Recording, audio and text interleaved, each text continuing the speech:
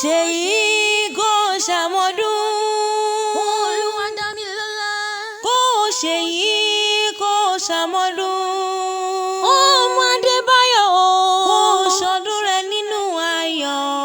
Olóríire. Kó ṣe yìí kó ṣàmọ́dún.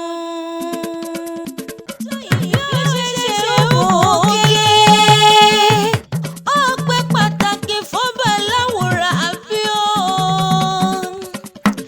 Olúwadámilọ́lá mo ní o ti ṣe yìí kan tún ṣe mìíràn sí nínú owó, nínú ọlá, nínú ikú tí ṣe balẹ̀ ọ̀rọ̀ ọjà ire. Apọ́pẹ́pọ̀rẹ́ o òrékelẹ́wà obìnrin abẹ́yìn fún bí ike. Ẹni ọkùnrin pàdé lọ́nà tó bú ẹkún.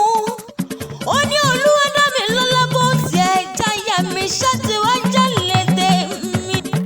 Ọ̀pẹ̀lẹ́ngẹ́ ṣubú làwọ̀ àwọ̀ fọ́. Mo ní o ṣubú lọ́dọ̀ odò fọ́ yàkàtà.